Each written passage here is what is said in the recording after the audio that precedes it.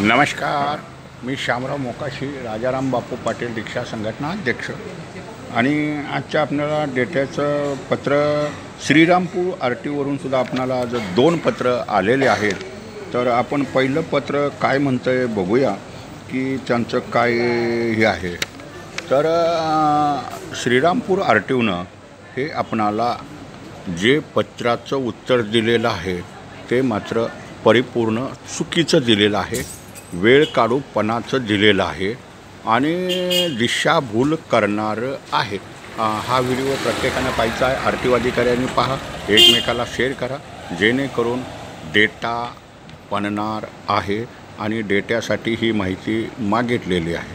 तर ह्यांना आपण एक माहिती मागितलेली होती की तुमच्या कार्यालयात मूळ नोंदणी दिनांकापासून 15 वर्ष पूर्ण झालेल्या वाहनांची संख्या वर्गवारीनुसार मिळावी.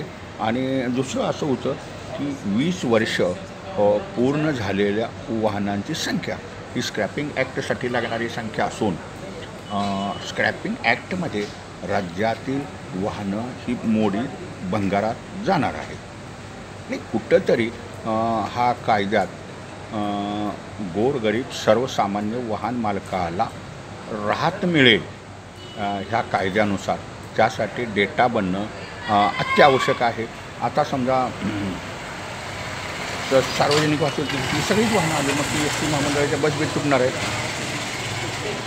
मग तुमचं कुठलंही वाहन असून जर सार्वजनिक वाहतूक 15 वर्ष झाली की तुटणारच आहेत. ती शाळेचे स्कूल बसचे परवाने तर 15 वर्ष पूर्ण झाली की ते परवानेच कॅन्सल होतात. विना परवान्याचे असते. मग 16 वर्षे जर बस विना परवान्याचे असते ते ऑटोमॅटिक कॅन्सल होतात. तर ह्यांनी एकदम चुकीची माहिती दिलेली आहे, दिशाभूल करणारी माहिती आहे श्रीरामपूर आर टी ओची या बाबतीत.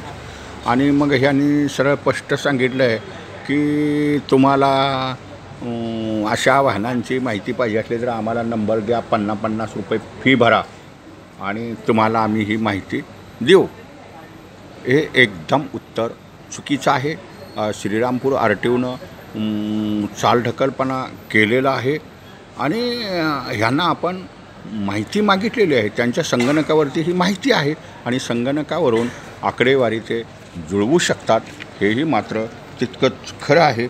आता ह्यांनी एक पळवापळवीचं पळवाटीचं उत्तर दिलेलं आहे की हा अर्ज कसा निकाली काढायचा म्हणून.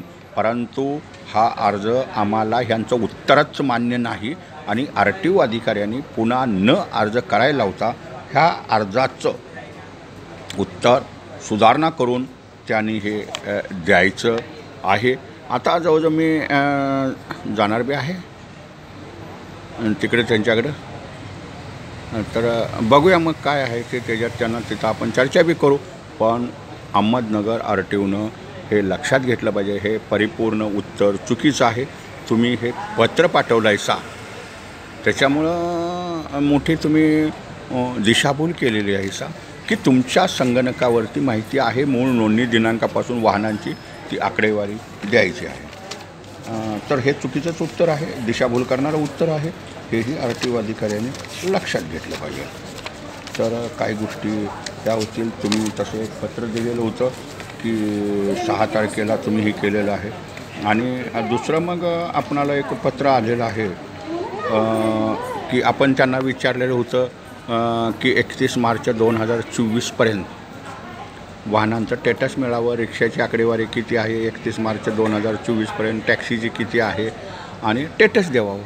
तर त्यांनी आपणाला हे स्टेटस दिलेलं आहे वर्गवारीनुसार अहमदनगर आर टी ओनं.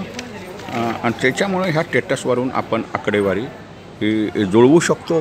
तर त्यांच्याकडं जवळजवळ 9,82,995 वाहनं तिथं आहेत. म्हणजे जवळजवळ 10 लाखाच्या आसपास वाहनं तिथं आहेत. मग ह्याच्यात स्टेटस असं असतं मोटरसायकल किती, स्कूटर किती, मोपेड किती. तर त्यांच्याकडं